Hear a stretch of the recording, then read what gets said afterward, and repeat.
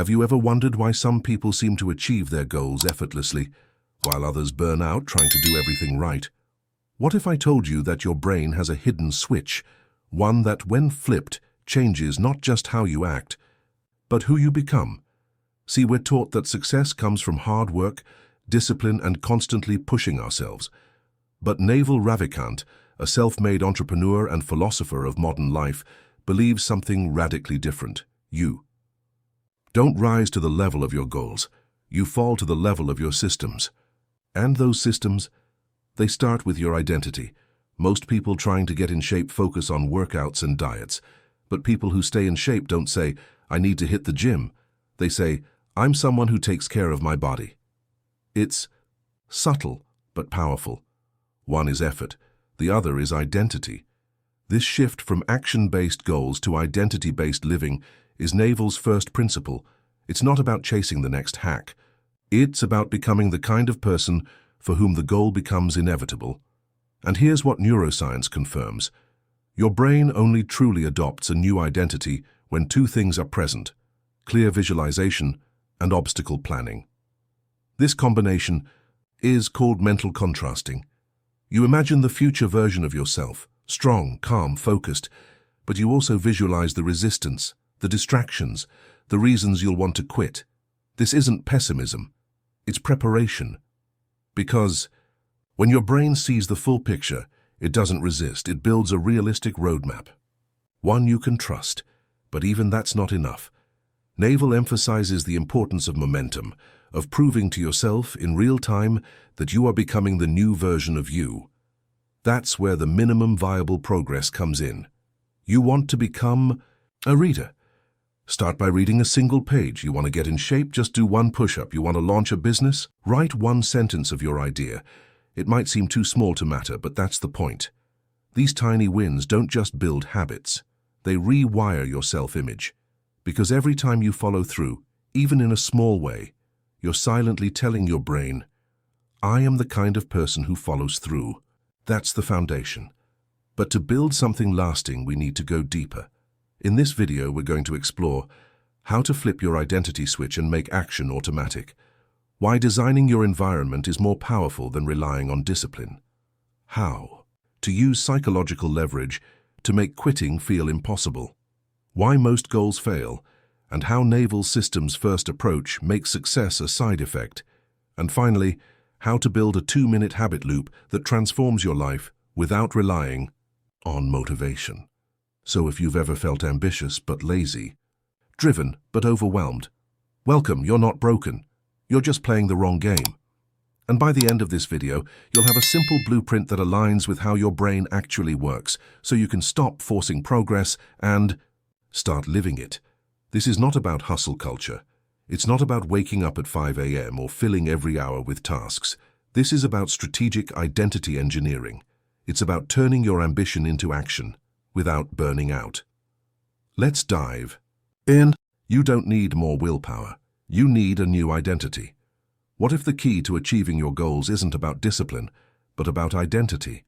Most people try to force themselves into new habits using willpower like a hammer. They start with rigid plans, motivational speeches, and long to-do lists. But what if the problem isn't how hard you're trying? What if it's who you think you are? Naval Ravikant often speaks about becoming the kind of person who naturally does the things that lead to success. Not because they're constantly motivated, but because their behavior flows directly from who they believe they are. This is the root of identity-based transformation. Let's take an example. Someone wants to get in shape. Most people will say, I need to go to the gym, but someone who actually stays in shape doesn't think in terms of tasks. They think, I am someone who takes care of my body. That identity, not the plan, is what sticks. Why does this matter? Because your brain is wired for consistency. It doesn't want to be in conflict. If you tell yourself, I'm lazy, I'm disorganized, your brain will find ways to prove it. If you tell yourself, I'm someone who respects my time, your behavior starts to align quietly and automatically. That's not motivation. That's alignment. So how do you install a new identity? Naval says start small and start clear. Don't build your life around goals. Build it around who you want to become. That requires two things: mental contrast and identity proof. Mental contrast is imagining your future self clearly, not just the dream version of you at your peak, but the realistic version who faces resistance, setbacks, and still shows up. That image becomes the compass. Not a fantasy, but a functional vision that includes friction and triumph. Next is identity proof. Your brain needs evidence. You can't just say, "I'm a writer," and never write. You need to give your brain small wins that reinforce the new version of you. These aren't grand gestures. They're ridiculously tiny actions: writing one sentence, reading one page, doing one push-up. Not because the action itself changes everything, but because it rewires your brain to say, "Yes, I'm doing this. This is who I am now." Let's call this the minimum viable identity shift. Small enough to start, big enough to stick. Naval's genius is in removing friction. His approach isn't grind harder. It's set up the game so winning becomes effortless. And that leads us to your environment, the most powerful, underrated lever you have. Environment isn't just physical. It's psychological. Infrastructure. Look around your life. What's easier to do? Eat a banana or find the cookies? Open your phone and meditate, or scroll TikTok. Your environment is either silently supporting your new identity or silently sabotaging it. That's why Naval advises, make the good path the easy path. If your guitar is in a case in the closet, you won't play it. If your journal is buried under a pile of papers, you won't write. If your workout shoes are in the trunk of your car, you won't run. But if the guitar is out where you see it, the journal is open on your desk and your shoes are next to the door, you've just shifted the odds in your favor.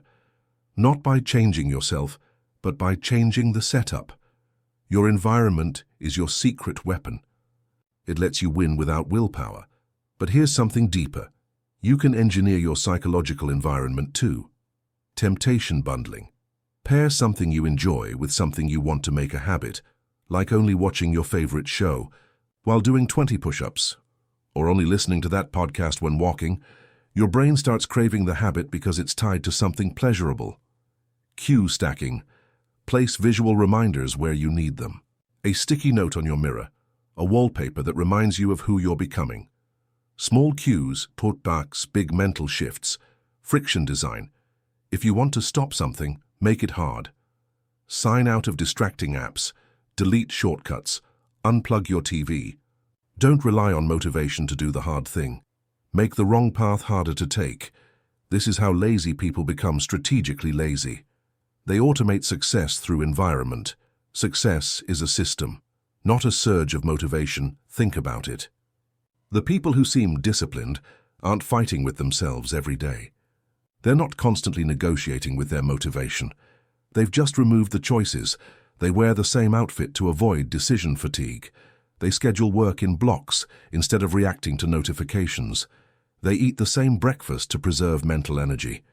It looks boring from the outside, but inside it's powerful, because their energy isn't leaking into 1,000 little decisions.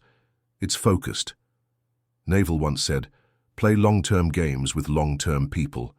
You can apply this to yourself. Play the long game with your own identity. Don't just say, "I want to write a book." Become the person who writes daily. Don't just say, "I want to eat healthy." Become the person who preps meals automatically. Don't just say, "I want more focus." Become the person who sets digital boundaries without drama. This isn't hustle culture. This is intelligent design, and it doesn't have to start big. In fact, it shouldn't. Start with your 2-minute identity anchor. That's one action that proves who you are now. If you want to be a reader, read one paragraph. If you want to be an entrepreneur, write one email to a prospect. If you want to meditate, close your eyes for one deep breath. Small actions train identity. Identity drives behavior. Behavior compounds. In the next section, we'll explore the psychological leverage mechanisms behind habit change, the loss aversion systems that Naval understands deeply, and how they can make your goals psychologically inescapable. But before we move on, take a moment to reflect. You don't need to become someone new. You just need to act like the version of yourself you've been avoiding becoming for just 2 minutes today. That's the blueprint. Psychological leverage. How to trick your brain into never giving up. Most people think they need more motivation to achieve their goals. But motivation is unreliable. It comes and goes like the weather. If your success depends on how you feel, today you're gambling your future on something completely unstable. The real edge doesn't come from feeling inspired. It comes from understanding how your brain works when it's not. Naval Ravikant says that humans are programmable, and the most successful people are those who've learned to program their instincts to serve them, not sabotage them. That's not done through force, it's done through strategic leverage, using your mind's flaws as fuel. Let's start with one of the most powerful and least understood psychological glitches. You can use loss aversion. Your brain hates losing. In fact, studies show it hates losing twice as much as it enjoys winning. This is hardwired. You feel the sting of failure more deeply than the joy of achievement. So what does this mean for your goals? Simple. Make failure painful, not emotionally. Third, psychologically. Set up a consequence. Tell a friend, make a public commitment, pay up front for something, use a tool like Stick or Beeminder. Because once your brain knows that failing to act means losing something, money, reputation, a promise, it stops tolerating excuses. Suddenly, not acting feels unsafe. And that's where leverage begins. Think of your brain like a stubborn horse. It doesn't move because you want it to. It moves because you know how to steer it with the right signals. Here's another example, the Zeigarnik effect. Ever had a song stuck in your head?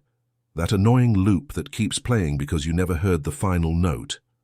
That's Zeigarnik. It's your brain's obsessive need to complete open loops, and you can use it. Start a task, but don't finish it. Begin writing a message, then stop mid-sentence. Start outlining your video, then step away. Your brain will itch to return. You'll feel it pulling you back. That's not guilt, that's neurobiology. You've created a psychological vacuum, and your brain hates unfinished business. This is why Naval often recommends creating systems that compel you to return, not through pressure, but through momentum. Because what pulls you is stronger than what pushes you. You don't need to fight with yourself. You need to become a master of psychological jujitsu. Let's break this down even further. You have two minds, the intentional mind and the reactive mind. The intentional one is the dreamer. It wants to change, grow, build, achieve, but the reactive mind runs your day. It's in charge of habits, routines, and instinctive responses. If you don't build traps for the reactive mind, it will always win. That's why Naval says, build systems that make the default path the desired path. That includes commitment devices, tools and tricks that make it easier to do the hard thing than to skip it. For example, schedule gym sessions with a friend you respect. Set automatic deductions for investing every month, so saving becomes effortless. Pay in advance for coaching, so skipping a session feels like burning money. Each of these moves forces your brain to choose momentum over comfort. And here's what's wild. The brain actually loves structure. We think we want freedom, but our nervous system thrives on rhythm. When there's no structure, your brain goes into survival mode. It constantly asks, what's next? What's safe? What's urgent? You get decision fatigue. You scroll. You procrastinate. You overthink. But when there's a clear, non-negotiable system, your brain calms down. It stops needing to decide and starts just executing. This is the second layer of psychological leverage, removing uncertainty. Most people think that progress requires more energy, but often it just requires fewer options. Want to write every day? Don't ask yourself, should I write today? That's a trap. Instead, say, I write every morning at 8 a.m. Now there's no question to answer, just an identity to step into. Let's bring in another layer. Dopamine anchoring. Dopamine is the brain's motivation molecule, but it doesn't just spike. When you get a reward, it spikes when you're on your way to a reward. The pursuit is what drives desire. That means your brain can become addicted to progress, if you teach it how. So how do you build a brain that craves forward motion? You make progress visible. Track it, celebrate it, micro-track your habits, Put a calendar on the wall and mark a big X every time you take action. Watch that chain grow. That little streak becomes its own reward. That's your brain saying, let's keep going. This is why people love step counters, streaks, gamified learning apps. They're dopamine triggers, and they work. Now combine this with micro goals, the smallest possible actions that require the least effort, but still signal identity. Want to be a creator? Upload one sentence. Want to be a meditator? Close your eyes for 60 seconds. Want to be a learner? Highlight one quote in a book. These small wins release dopamine, and dopamine increases the likelihood of repeating the action. This is how you trick your brain into long-term behavior change, not with motivation, not with guilt, but with design. This is what Naval Ravikant understands deeply. That your brain is not a machine to force, it's a garden to cultivate. You plant cues, you water tiny habits, you build soft constraints, and slowly, your brain starts to move in the direction you've always wanted, without resistance. 1. Final piece. Remove friction between you and the next action. If it takes 30 seconds to open your workout app, you won't use it. If you have to dig for your journal, you won't write. If your phone's next to your bed, you'll scroll instead of sleep. Design removes that friction. Set your space up the night before. Put the thing you want to do right in front of you. Make the right action the easiest one to take. That's how lazy people win. They don't do more, they remove more noise, more friction, more open loops. They don't force success, they install it. And the result? Their lives begin to flow. Not because they're superhuman, but because they understand how to shape behavior from the inside out. You don't need more pressure. You need better design. You don't need to be more disciplined. You need a brain that wants to act. In the next section, we'll explore the third layer of the 2-minute blueprint, habit engineering and behavior stacking, with Naval's minimalist approach to effortless growth. But for now, remember this. Your brain doesn't respond to force. It responds to structure, identity, and leverage. You're not broken, you're programmable, and now you're learning how to rewrite the code. Habit engineering. How to build an effortless life. Naval Ravikant's way. If you want to change your life, don't start with the big things. Start with the invisible ones. The small, quiet decisions you repeat every day without thinking. Because these are the roots of your identity, and your future grows from them. Naval Ravikant says it best. Play long-term games with long-term people. But that also means you need to play the long-term game with yourself. And the way to do that isn't through discipline, it's through habit engineering. Let's start with one powerful idea: gateway habits. These are not just habits, they are foundational keystones that unlock a cascade of better choices. They don't just affect one area of your life, they rewire your entire system. For example, getting enough sleep isn't just a health habit, it's a mental clarity habit, a willpower amplifier, a creativity enhancer.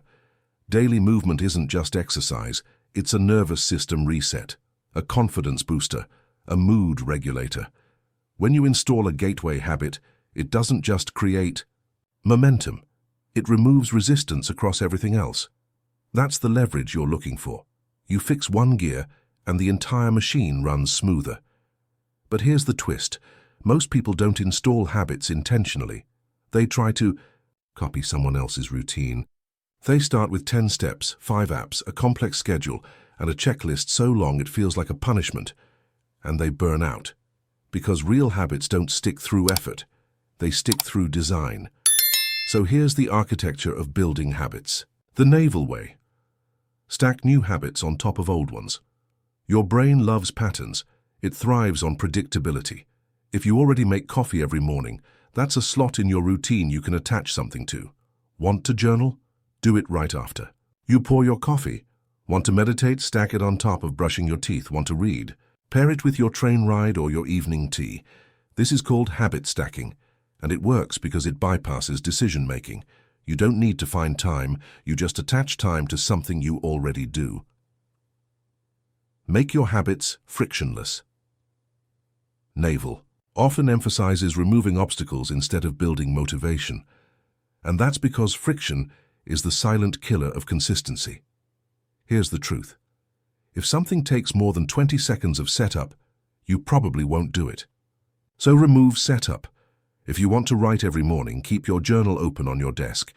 If you want to eat better, prep visible food in advance.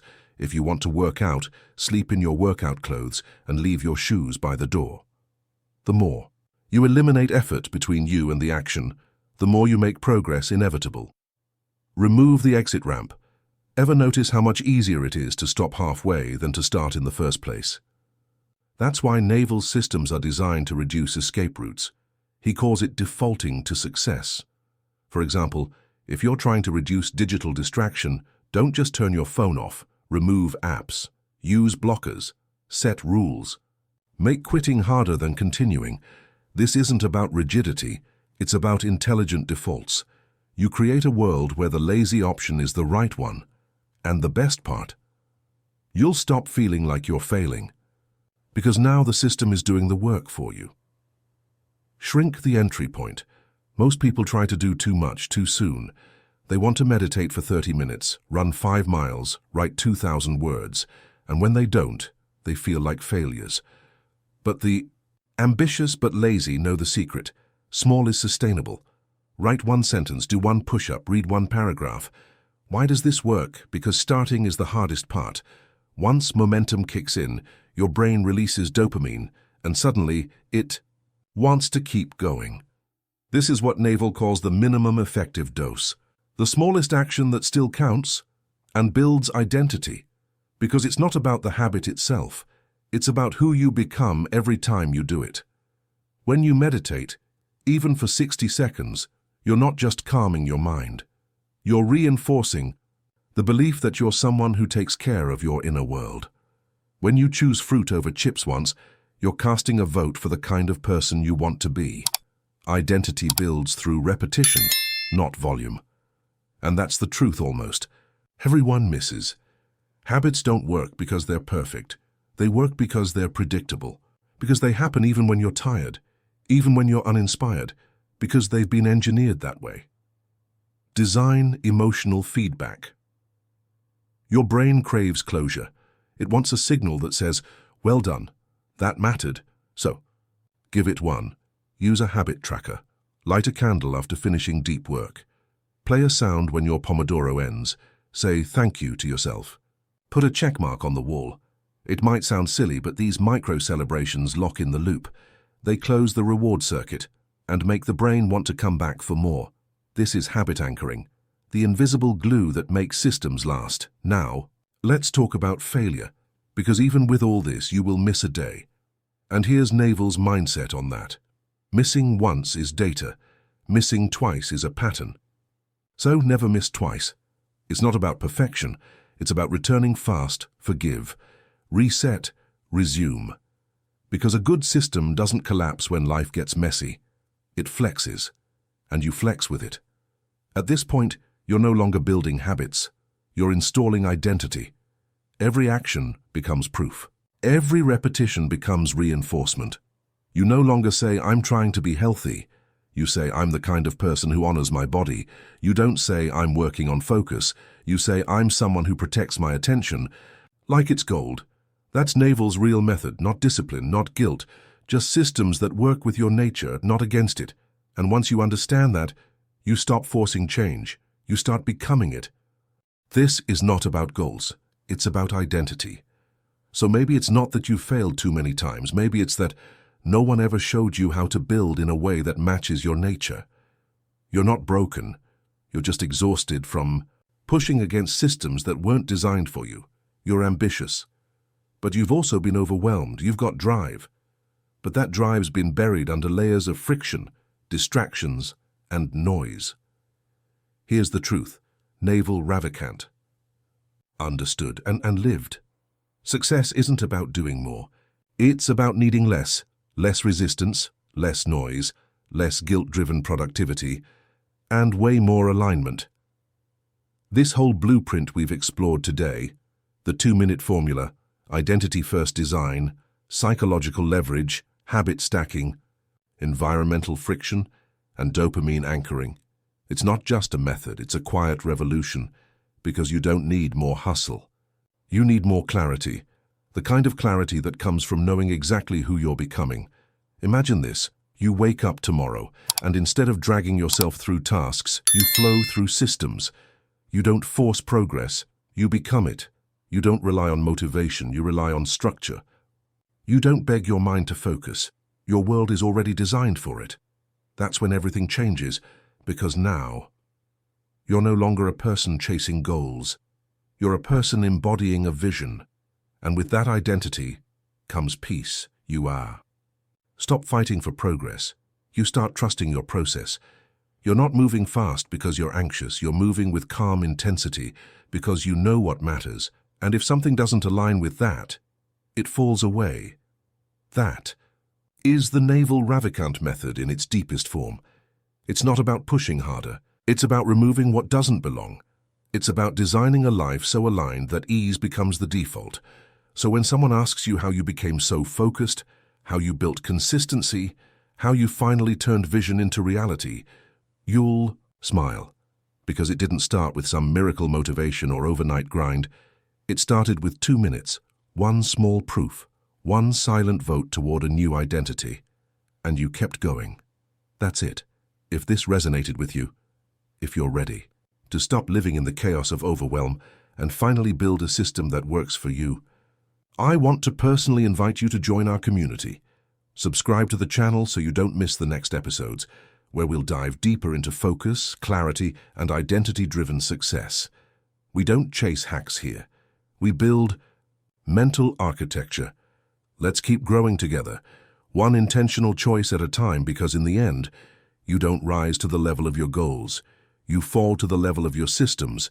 But now you have a blueprint. Now you have the leverage, and now you're ready. See you in the next video.